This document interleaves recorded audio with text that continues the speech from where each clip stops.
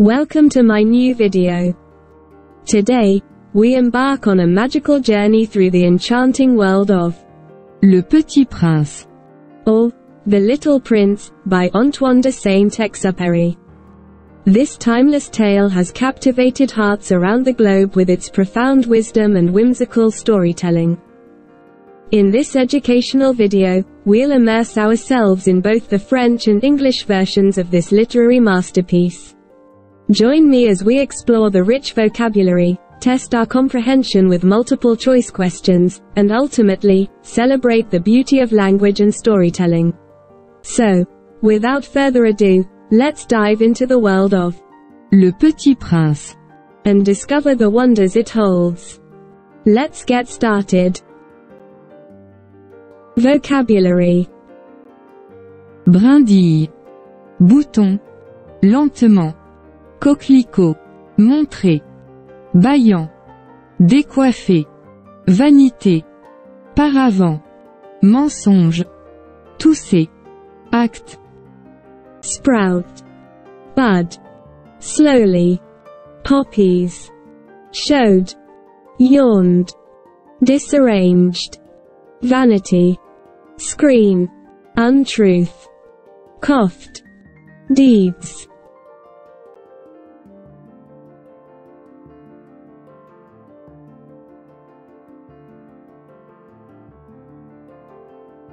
Le Petit Prince.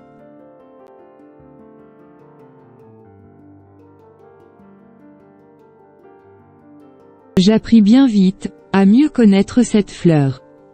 Il y avait toujours eu, sur la planète du Petit Prince, des fleurs très simples, ornées d'un seul rang de pétales, et qui ne tenaient point de place, et qui ne dérangeaient personne. Elles apparaissaient un matin dans l'herbe, et puis elles s'éteignaient le soir. Mais celle-là avait germé un jour, d'une graine apportée d'on ne sait où, et le Petit Prince avait surveillé de très près cette brindille qui ne ressemblait pas aux autres brindilles. Ça pouvait être un nouveau genre de baobab. Mais l'arbuste cessa vite de croître, et commença de préparer une fleur. Le Petit Prince, qui assistait à l'installation d'un bouton énorme, sentait bien qu'il en sortirait une apparition miraculeuse, mais la fleur n'en finissait pas de se préparer à être belle, à l'abri de sa chambre verte. Elle choisissait avec soin ses couleurs. Elle s'habillait lentement, elle ajustait un à un ses pétales. Elle ne voulait pas sortir toute fripée comme les coquelicots. Elle ne voulait apparaître que dans le plein rayonnement de sa beauté. Et, oui, elle était très coquette. Sa toilette mystérieuse avait donc duré des jours et des jours. Et puis voici qu'un matin, justement à l'heure du lever du soleil, elle s'était montrée. Et elle, qui avait travaillé avec tant de précision, dit en bâillant. « Ah! Je me réveille à peine. Je vous demande pardon, je suis encore toute décoiffée. » Le Petit Prince, alors, ne put contenir son admiration. « Que vous êtes belle. N'est-ce pas ?» répondit doucement la fleur.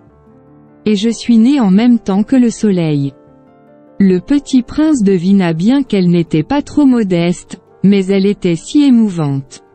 « C'est l'heure, je crois, du petit déjeuner, avait-elle bientôt ajoute, auriez-vous la bonté de penser à moi ?» Et le Petit Prince, tout confus, ayant été chercher un arrosoir d'eau fraîche, avait servi la fleur. Ainsi l'avait-elle bien vite tourmentée par sa vanité un peu ombrageuse. Un jour, par exemple, parlant de ses 4 épines, elle avait dit au Petit Prince.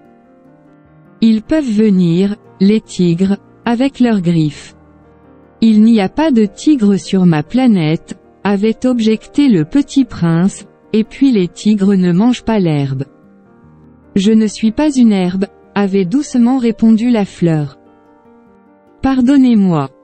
Je ne crains rien des tigres, mais j'ai horreur des courants d'air. Vous n'auriez pas un paravent ?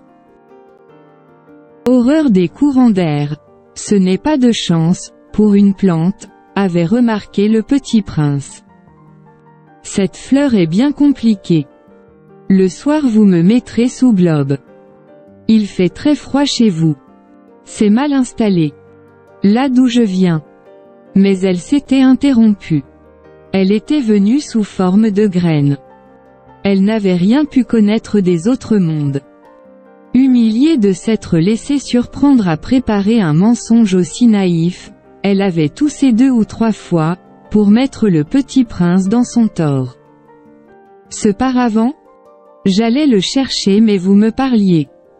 Alors elle avait forcé sa toux pour lui infliger quand même des remords. Ainsi le petit prince, malgré la bonne volonté de son amour, avait vite douté d'elle. Il avait pris au sérieux des mots sans importance, et était devenu très malheureux. J'aurais dû ne pas l'écouter, me confia-t-il un jour, il ne faut jamais écouter les fleurs. Il faut les regarder et les respirer. La mienne embaumait ma planète, mais je ne savais pas m'en réjouir. Cette histoire de griffes, qui m'avait tellement agacé, eût dû m'attendrir. Il me confia encore. Je n'ai alors rien su comprendre. J'aurais dû la juger sur les actes et non sur les mots. Elle m'embaumait et m'éclairait. Je n'aurais jamais dû m'enfuir. J'aurais dû deviner sa tendresse derrière ses pauvres ruses. Les fleurs sont si contradictoires. Mais j'étais trop jeune pour savoir l'aimer.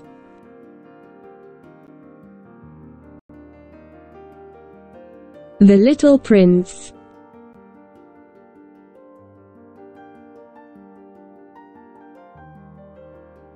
I soon learned to know this flower better.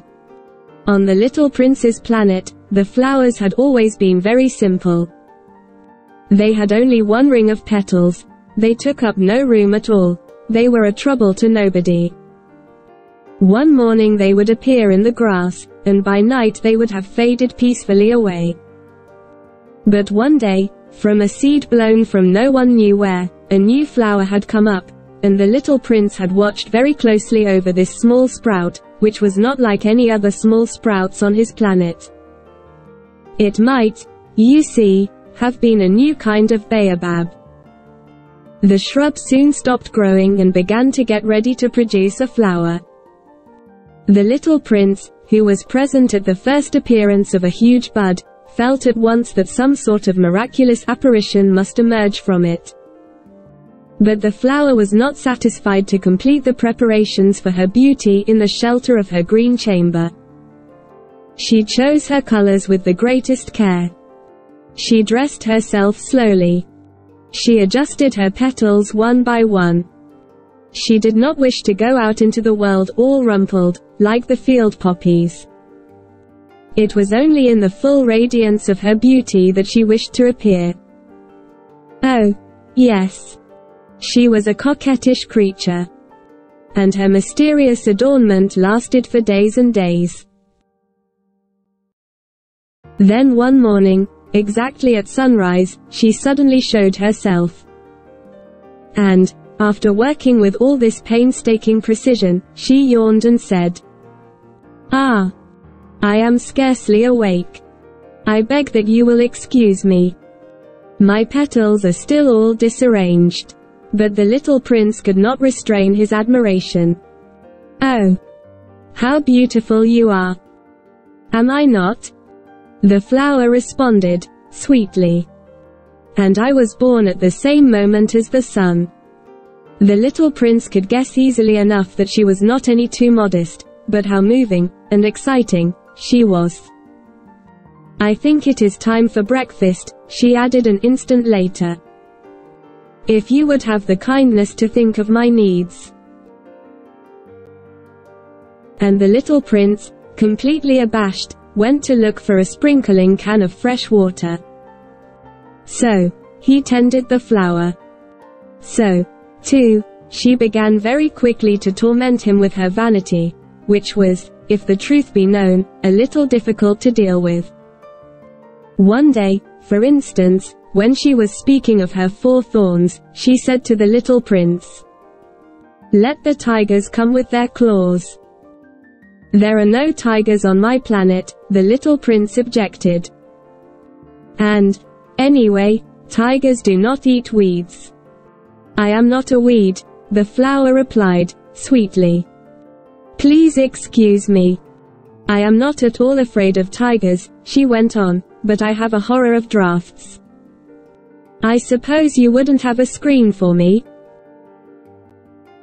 A horror of drafts, that is bad luck, for a plant, remarked the little prince, and added to himself, this flower is a very complex creature.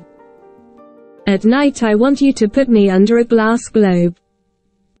It is very cold where you live. In the place I came from. But she interrupted herself at that point. She had come in the form of a seed. She could not have known anything of any other worlds. Embarrassed over having let herself be caught on the verge of such a naive untruth, she coughed 2 or 3 times, in order to put the little prince in the wrong. The screen? I was just going to look for it when you spoke to me. Then she forced her cough a little more so that he should suffer from remorse just the same. So, the little prince, in spite of all the goodwill that was inseparable from his love, had soon come to doubt her. He had taken seriously words which were without importance, and it made him very unhappy. I ought not to have listened to her, he confided to me one day. One never ought to listen to the flowers. One should simply look at them and breathe their fragrance. Mine perfumed all my planet. But I did not know how to take pleasure in all her grace. This tale of claws, which disturbed me so much, should only have filled my heart with tenderness and pity. And he continued his confidences. The fact is that I did not know how to understand anything. I ought to have judged by deeds and not by words. She cast her fragrance and her radiance over me. I ought never to have run away from her. I ought to have guessed all the affection that lay behind her poor little stratagems. Flowers are so inconsistent. But I was too young to know how to love her. The final section is comprehension questions. Now, read the questions and find the correct answers below. 1. Que fait le petit prince quand il voit la fleur pour la première fois? A. Il la complimente sur sa beauté. B. Il se moque d'elle. C. Il l'arrose avec de l'eau fraîche. 2. Pourquoi la fleur demande-t-elle un paravent au petit prince? A. Elle a peur des tigres. B. Elle a horreur des courants d'air. C. Elle veut se cacher du soleil. 3. Pourquoi la fleur tousse-t-elle après avoir demandé un paravent? A.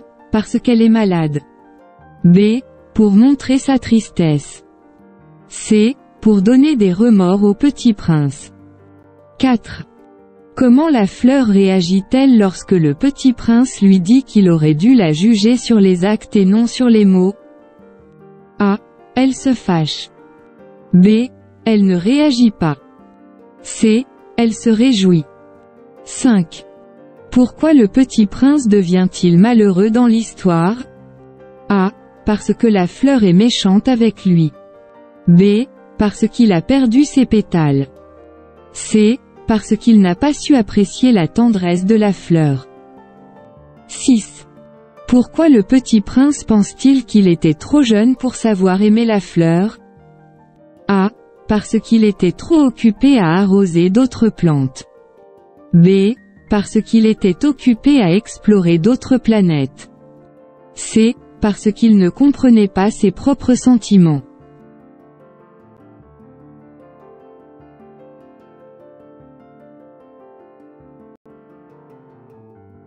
Thank you for joining me on this linguistic adventure with The Little Prince.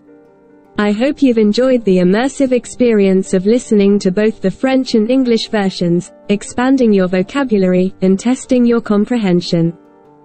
Remember, the journey of language learning is a beautiful one, much like the journey of the little prince himself. If you found value in this video, don't forget to like, share, and subscribe for more educational content. Feel free to leave your thoughts and suggestions in the comments below. Until next time, goodbye and see you soon.